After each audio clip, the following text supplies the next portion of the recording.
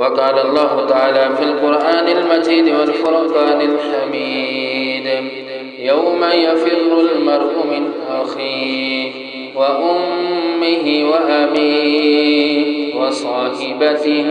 وبنيه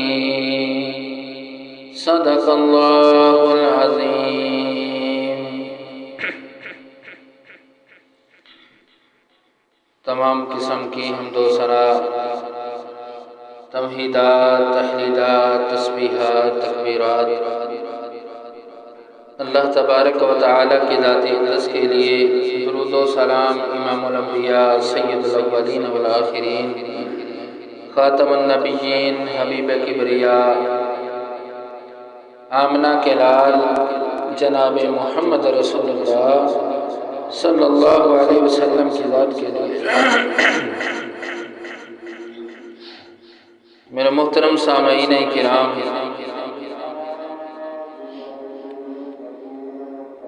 جو آیت کریمہ میں نے آپ کے سامنے تلاوت کی ہے، اللہ تبارک و تعالی نے اس سورہ کے اندر، سورہ عبسہ، کچھ ایسے مناظر بیان کیے ہیں جن کا تعلق آخرت کے ساتھ ہے، کہ جب یہ زندگی کی رونقیں، یہ ہر چیز ختم ہو جائے گی، پھر اس کے بعد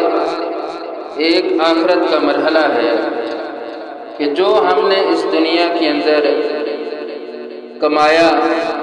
جو بویا، اور پھر اس کا وقت آئے گا کہ اب جو دنیا کے اندر تم اعمال کرتے رہے، اب ہر کوئی اپنے اپنے عمل کی جزا، سزا، جو بھی معاملہ ہے اللہ تبارک و تعالیٰ اس کو عطا کریں گے۔ تو ایسے ہی نبی کریم صلی اللہ علیہ وسلم نے اپنے صحابہ سے بیان کیا کہ اے میرے صحابہ، کہ کل قیامت کا دن ہوگا جب کوئی سایہ نہیں ہوگا، تو پھر اس وقت جب وہ قیامت کا دن اتنا سخت ہوگا کہ رسول مکرم جناب محمد رسول اللہ صلی اللہ علیہ وسلم نے فرمایا، حضرت مقدار بیان کرتے ہیں کہ سورج 1 میل کے فاصلے پر آ جائے گا، تو پھر اس سورج کی گرمی، تپش اور وہ ماحول اور اس گرمی کے اندر پھر ہر کوئی یہ چاہے گا کہ مجھے کہیں نہ کہیں سایہ حاصل ہو جائے، مجھے سکون مل جائے۔ تو پیارے پیغمبر جناب محمد رسول اللہ صلی اللہ علیہ وسلم نے فرمایا کہ اس وقت ان مراحل کے اندر جب کوئی سائے کا متلاشی ہوگا، تو پھر اس وقت اللہ کے عرش کا سایہ ہوگا، اور وہ سایہ اللہ تبارک و تعالیٰ نے کن کو عطا کرنا ہے؟ وہ خاص قسم کے لوگ ہیں جو پیارے پیغمبر جناب محمد رسول اللہ صلی اللہ علیہ وسلم نے واضح کر دیا، بیان کر دیا کہ یہ لوگ ایسے ہیں کہ کل قیامت کے دن یہ اللہ کے سائے میں ہوں گے، اللہ کا عرش کا سایہ ہے۔ تو وہ لوگ کون سے ہیں؟ آپ نے فرمایا سبعۃ یظلھم اللہ فی ظلہ یوم لا ظل الا ظلہ، کہ 7 قسم کے لوگ ایسے کہ کل قیامت کے دن اللہ ان کو عرش کا سایہ دے گا، کہ جس وقت اللہ کے عرش کے سائے کے علاوہ کوئی سایہ نہیں ہوگا۔ الامام العادل، یہ پہلا شخص ہے، عدل کرنے والا حکمران۔ دوسرا وشباب نشأ بعبادۃ اللہ، کہ وہ نوجوان جو اپنی جوانی کو اللہ کی عبادت میں گزارتا ہے، اللہ کی تابع داری، فرما برداری، اطاعت گزاری کے اندر اپنے ان لمحات کو، زندگی کے ایام کو گزارنے والا ہے۔ اور تیسرا شخص ورجل قلبه معلق فی المسجد، کہ جس کا دل اللہ کے گھر کے ساتھ معلق رہتا ہے، جڑا رہتا ہے، محبت رہتی ہے کہ کب وقت ہو نماز کا میں اللہ کے گھر کی طرف جاؤں، اللہ کا مہمان بن جاؤں۔ یہ تیسرا شخص۔ چوتھا ورجلان تحابا فی اللہ اجتمع علیہ وتفرقا، علیہ کہ دو ایسے شخص جو محبت کرتے ہیں تو فقط اللہ کی رضا کے لیے، یعنی اکٹھے ہوئے تو اللہ کی رضا کے لیے، اور جب وہ ایک دوسرے سے جدا ہوتے ہیں، دور ہوتے ہیں، تو ان میں بھی اس کام میں بھی اللہ کی رضا مقصود ہوتی ہے۔ اور پانچواں شخص وہ ہے کہ جس کو کوئی عورت اپنے برائی کی طرف دعوت دیتی ہے لیکن وہ کہتا ہے کہ میں تو اللہ سے ڈرنے والا ہوں، یعنی تقوی اختیار کرنے والا شخص۔ اور چھٹا انسان وہ ہے کہ جو اللہ کے راستے میں مال خرچ کرتا ہے، لیکن آپ نے فرمایا کہ اس کے مال خرچ کرنے کی کیفیت یہ ہے کہ ایک ہاتھ سے خرچ کرتا ہے، دوسرے کو پتہ نہیں چلتا، یعنی اتنا مخفی طریقے کے ساتھ، یعنی لوگوں کے اندر اپنی یہ چیز دکھانے کے لیے کہ میں مالدار ہوں، پیسہ ہے، لوگوں میں خرچ کرنے والا ہوں، نہیں، بلکہ اس انداز سے کرتا ہے کہ کسی کو پتہ نہیں چلتا۔ اور ساتواں شخص وہ ہے وَرَجُلٌ ذَكَرَ اللَّهُ خَالِيًا فَفَاضَتْ عَيْنَاهُ کہ جو تنہائی کے اندر اللہ کا ذکر کرتا ہے، اور ذکر پھر اس انداز سے کرتا ہے کہ فَفَاضَتْ عَيْنَاهُ کہ اس شخص کی اللہ کے ڈر سے، آخرت کی ہولناکیوں کو یاد کر کے، قبر کے معاملات کو اپنے سامنے رکھ کے، اور اپنے گناہوں کو اپنے سامنے رکھ کے اس انداز کے ساتھ وہ اللہ سے معافی مانگتا ہے کہ اس کی آنکھیں جو ہیں وہ بہہ پڑتی ہیں، ان سے آنسو جاری ہو جاتے ہیں، تو وہ اللہ سے صرف ایک ہی چیز کا متلاشی ہوتا ہے کہ اللہ دنیا کے اندر جو میری کمیاں کوتاہیاں، جو گناہ بطور انسان بشر ہوتے ہوئے میں نے کیے ہیں، اللہ ان کو معاف کر۔ تو یہ 7 قسم کے لوگ پیارے پیغمبر جناب محمد رسول اللہ صلی اللہ علیہ وسلم نے فرمایا کل قیامت کا دن ہوگا، یہ اللہ کی عرش کے سائے میں ہوگا۔ تو وہ دن کیسا ہوگا؟ سورہ عبسہ کے اندر اللہ تبارک و تعالیٰ نے فرمایا یوم یفر المرء من اخیہ کہ جس دن بھائی سے دور بھاگے گا، وَأُمِّهِ وَأَبِيهِ اپنے ماں سے، اپنے باپ سے، وَصَاحِبَتِهِ وَبَنِيهِ یہاں تک کہ میاں بیوی جو ہیں وہ بھی ایک دوسرے سے دور بھاگے گا۔ یہ دنیا کے اندر یہ رشتے سب سے مضبوط رشتے ہوتے ہیں، انسان ان کے لیے بسا اوقات ایسے معاملات کر جاتا ہے، ایسے کام کر جاتا ہے کہ جن سے اللہ نے روکا ہوتا ہے، یعنی حلال و حرام کے تقاضے بھی بھول جاتا ہے، یہاں تک کہ اپنی جان بھی دے دیتا ہے ان رشتوں کی خاطر۔ لیکن یہی وہ رشتے ہوں گے جن کو دنیا کے اندر ہم سب سے مضبوط سمجھتے ہیں، لیکن کل قیامت کا دن ہوگا تو یہ سارے رشتے ایک دوسرے کے نواقف ہو جائیں گے، دور بھاگیں گے کہ آج کوئی کسی کا نہیں ہے، نفسا نفسی کا عالم ہے۔ تو پیارے پیغمبر جناب محمد رسول اللہ صلی اللہ علیہ وسلم نے فرمایا فَكَيْفَ تَتَّقُونَ إِن كَفَرْتُمْ جب سید عائشہ رضی اللہ تعالیٰ عنہ سوال کرتی ہیں کہ اللہ کے نبی پھر اتنی سختی، اتنا سخت معاملہ، تو کیا آیا کہ پھر ہماری کنڈیشن، ہماری حالت کیسی ہوگی؟ لوگ کیا ایک دوسرے کو وہاں پہ کس طرح دیکھیں گے؟ آپ نے فرمایا کہ ہر شخص ننگا ہوگا جس طرح وہ دنیا کے اندر آیا، بغیر ختنوں کے، اسی کی بالکل معین وہی صورت ہوگی، لیکن نفسا نفسی کا عالم ایسا ہوگا، سختی اتنی زیادہ ہوگی کہ فرمایا کہ کسی کی ضرورت نہیں ہوگی کہ وہ اپنے ان خیالات سے، اس نفسا نفسی کی عالم سے آج کیا ہوگا، میرا کیسا معاملہ ہوگا، ان سے نکل کر وہ ایک دوسرے کو دیکھ سکے۔ سورہ مزمل کے اندر اللہ تبارک و تعالیٰ نے اسی بات کو واضح کیا ہے فَكَيْفَ تَتَّقُونَ إِن كَفَرْتُمْ يَوْمًا يَجْعَلُ الْوِلْدَانَ شِيبًا کہ وہ معاملہ اتنا سخت، اتنا گمبھیر معاملہ کہ بچے جو ہیں وہ بھی بوڑھے ہو جائیں گے۔ كَيْفَ تَتَّقُونَ إِن كَفَرْتُمْ يَوْمًا يَجْعَلُ الْوِلْدَانَ ولدان شیبہ، ولدان بچے کو کہتے ہیں اور شیبہ بوڑھے کو کہتے ہیں، یعنی بچے اس طرح محسوس ہوں گے کہ جیسے وہ بوڑھے ہو جائیں۔ یہ سختی کا ایک منظر ہے جو اللہ تبارک و تعالیٰ نے قرآن کریم کے اندر بے شمار مقامات پر واضح کیا ہے۔ تو میرے محترم سامعین کرام، پھر اس منظر کے اندر جو اللہ تبارک و تعالیٰ کی عرش کے سائے میں ہوں گے، تو آپ صلی اللہ علیہ وسلم نے ان لوگوں کی لسٹ واضح کر دی، بتا دیا ہے۔ تو ان میں پہلا شخص وہ ہے، آپ نے فرمایا کہ الامام العادل، عدل کرنے والا حکمران۔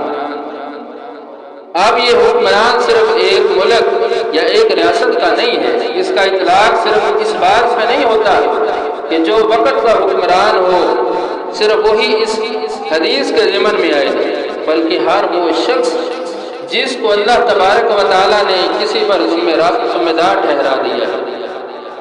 وہ خواہ اپنے گھر کا ذمہ دار ہو، اپنے ادارے کا ذمہ دار ہو، اپنے ملک کا ذمہ دار ہو، یا کسی بھی سرکاری یا نجی ادارے، کہیں بھی جس شخص کے نیچے کوئی ایسے لوگ کام کرنے والے ہیں جن کا وہ ذمہ دار ہوتا ہے، اگر وہ ان کے درمیان عدل نہیں کرتا تو وہ رسول اللہ صلی اللہ علیہ وسلم کے بتائے ہوئے اس فضیلت سے محروم ہو جائے گا، وہ اللہ کے عرش کے سائے کو حاصل نہیں کر پائے گا۔ اور صحابہ کرام رضوان اللہ علیہم اجمعین، جب بات عہدے اور تقاضے کی آتی ہے، اسی منصب کی آتی ہے، تو صحابہ کرام کی کیفیت کیا ہوتی ہے؟ صحابہ کرام ڈرتے، پیارے پیغمبر جناب محمد رسول اللہ صلی اللہ علیہ وسلم اپنے صحابہ کو عہدہ دیتے، لیکن صحابہ بھاگتے کہ کہیں ایسا نہ ہو کہ اس منصب کے اندر، اس عہدے کے اندر ہم سے کوئی ایسی کوتاہی، ایسی کمی بیشی ہو جائے کہ کل قیامت کا دن ہو ہم اللہ کو جواب نہ دے سکیں۔ عمر رضی اللہ تعالیٰ عنہ بیان کرتے ہیں، کہتے ہیں کہ عمر کا دور ہو اور فرات کے کنارے پہ ایک بکری کا بچہ بھوکا مر جائے،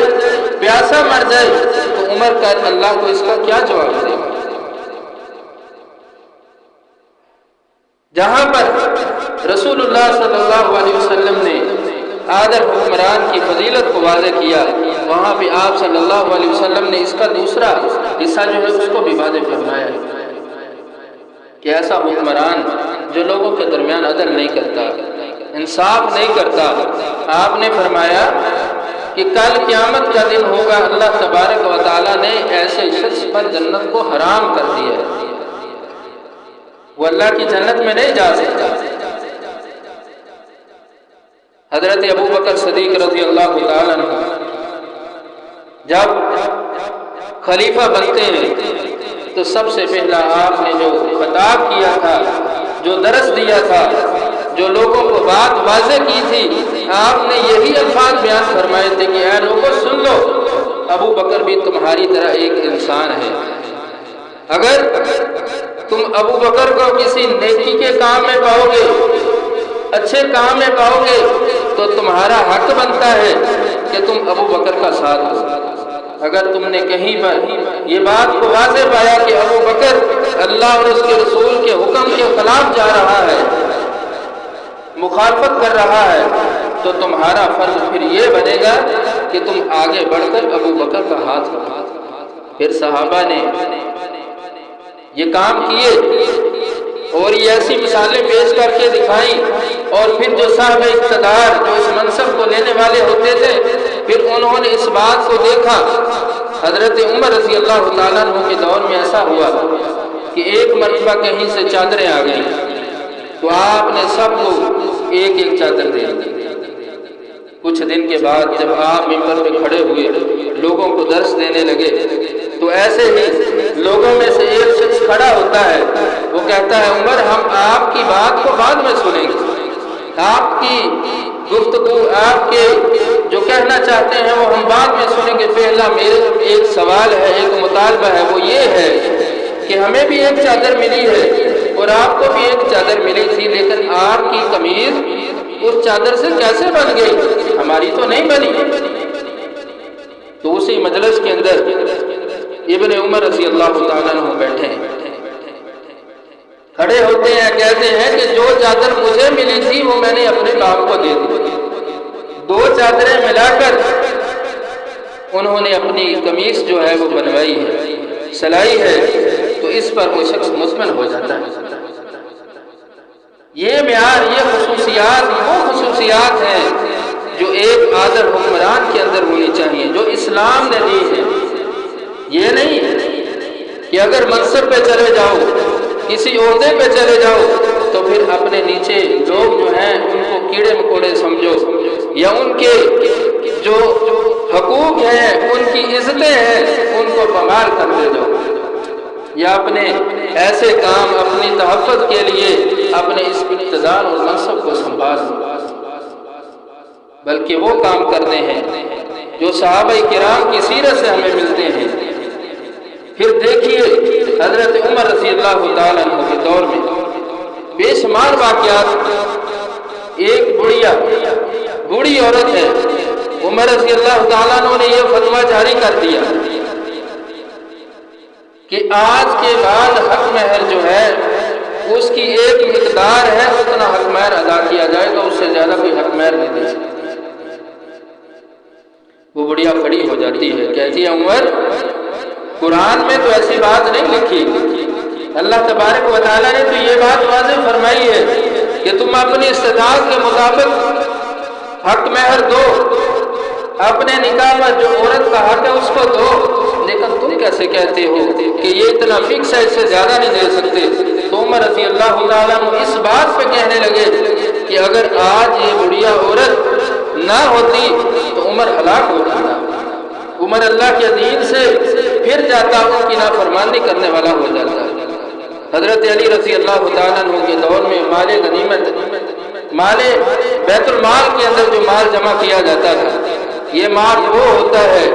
جو آج بھی ہمارے ملک کے اندر ایک ادارہ ہے بیت المال کے نام سے،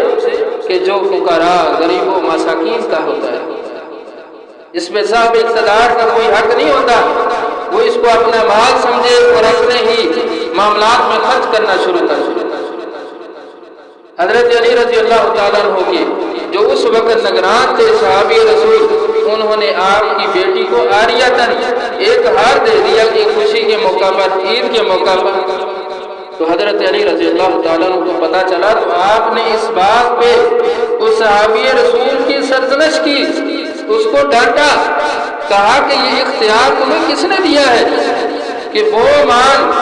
جو غریبوں اور فقیروں کا ہے، مساکین کا ہے، تم اس میں نکال کر صاحب اقتدار لوگوں کے لیے وقف کرنا شروع کر، ان کو نوازنا شروع کر دو. بلکہ آپ نے اس پہ سختی فرمائی. تو میرے محترم سامعین کرام، یہ وہ پہلا شخص ہے، اگر وہ اپنے اس منصب اور عہدے کے اندر انصاف کرنے والا ہے تو کل قیامت کے دن وہ اللہ کا خاص مہمان ہوگا، اللہ کا خاص شخص ہوگا. لیکن اگر وہ اپنے منصب کے اندر بغاوت کرتا ہے، اس میں انصاف نہیں کرتا، عدل کے پہلو کو سامنے نہیں رکھتا، تو یہ شخص ایسا ہے جس کے بارے میں پیارے پیغمبر جناب محمد رسول اللہ صلی اللہ علیہ وسلم نے فرمایا کہ وہ کل قیامت کے دن اللہ کے عرش کے سائے کے نیچے نہیں ہوگا، بلکہ اللہ نے ایسے شخص پہ جنت کو حرام کر دیا. اور دوسرا شخص وہ ہوگا، فرمایا شباب نشأ بعبادۃ اللہ، جو اپنی جوانی کو اللہ کی عبادت کے اندر گزارنے والا ہے. اور پھر جوانی کی عبادت اللہ تبارک و تعالیٰ کو یہ سب سے زیادہ محبوب ہے، سب سے زیادہ پسند ہے. کیوں پسند ہے؟ اس کی وجہ کیا ہے؟ کیونکہ اس عمر کے اندر جب انسان جوان ہوتا ہے، وہ با اختیار ہوتا ہے، قوی ہوتا ہے، تو وہ اللہ کی بغاوت کرنے میں، نافرمانی کرنے میں بھی وہ ہچکچاتا نہیں ہے. اپنی طاقت کے زور پر وہ اللہ کی نافرمانی کرتا ہے. تو اسی لیے اللہ تبارک و تعالیٰ نے فرمایا کہ جو اپنی جوانی کو، اس کی زندگی، اس کی عمر کے اندر جو ایک ایسا مرحلہ ہوتا ہے، زندگی کے اندر ایک ایسا حصہ ہوتا ہے جوانی کا، اگر وہ اس کو کنٹرول کر لے گا، اللہ کی عبادت کے اندر گزارے گا، تو آپ نے فرمایا کہ وہ شخص کل قیامت کے دن اللہ تبارک و تعالیٰ کے عرش کے سائے میں ہوگا. آپ نے فرمایا کہ 5 چیزیں ایسی ہیں کہ جن کو انسان اپنی زندگی کے اندر غنیمت سمجھے۔ ان میں سے پہلی کہ جوانی کو بڑھاپے سے پہلے غنیمت سمجھے۔ جب انسان بوڑھا ہو جاتا ہے تو پھر کہتا ہے کہ اب گناہ بھی نہیں ہوتے، اب طاقت کا وہ مرحلہ بھی نہیں رہا، اب وہ کنڈیشن بھی نہیں ہے کہ میں گناہ کر سکوں۔ پھر کہتا ہے کہ اللہ کی طرف بڑھ جاتا ہوں، اللہ کی عبادت میں لگ جاتا ہوں۔ تو آپ نے فرمایا کہ اس بڑھاپے سے پہلے جو ایک تمہاری جوانی کا حصہ آتا ہے، ایک پیریڈ آتا ہے، اس کو آپ اللہ تبارک و تعالیٰ کی عبادت کی اللہ کو وہ عبادت سب سے زیادہ پسند ہے جب انسان با اختیار ہوتا ہے۔ اور دوسری چیز فرمایا کہ فراغت کو مصروفیت سے پہلے غنیمت جانو۔ فارغ وقت ضائع کرنے کے بعد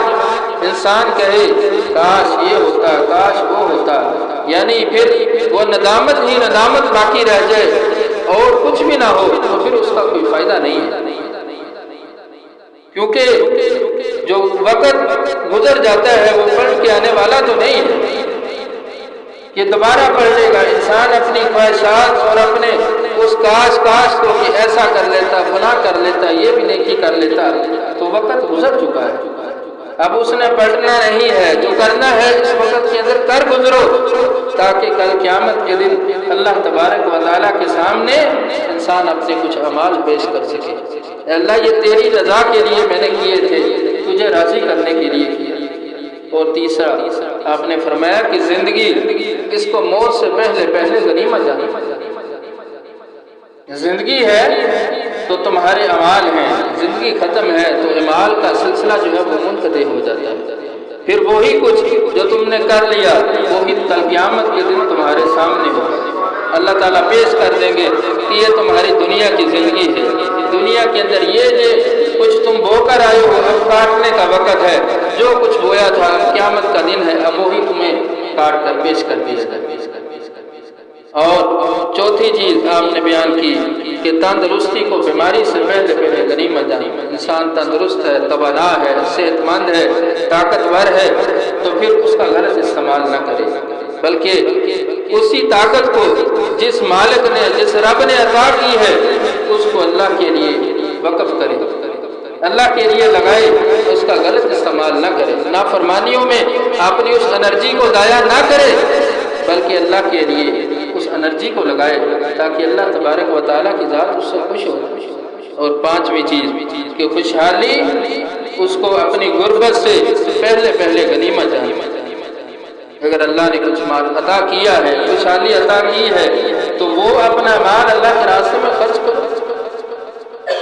کہ یہ نہ ہو کہ ایسا وقت آئے کہ وہ تمہاری خوشحالی ختم ہو جائے، پھر غربت ہو، پھر غربت کے اندر بندہ کہے کہ کاش اب میرے پاس مال ہو، میں بھی اللہ کے راستے میں خرچ کروں۔ تاریخ کو جب اٹھائیں تو ایسے بے شمار واقعات ہمیں ملتے ہیں۔ فاتح اندلس موسیٰ بن نصیر ایک بڑے سپہ سالار گزرے تھے جو اندلس کو فتح کرنے والے تھے، بڑا مال اللہ نے عطا کیا تھا، لیکن آخری وقت جب زندگی کے آخری مراحل آتے ہیں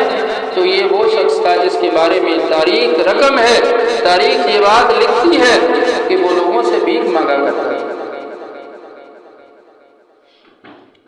تو میرے محترم سامعین کرام، اللہ تبارک و تعالیٰ سے دعا ہے کہ اللہ تعالیٰ ہمیں ان لوگوں کے اندر شامل کر دے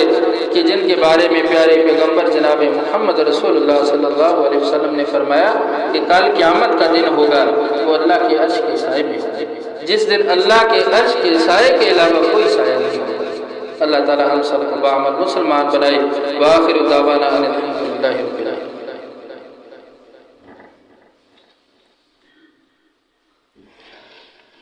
إن الحمد لله نحمده ونستعينه ونستغفره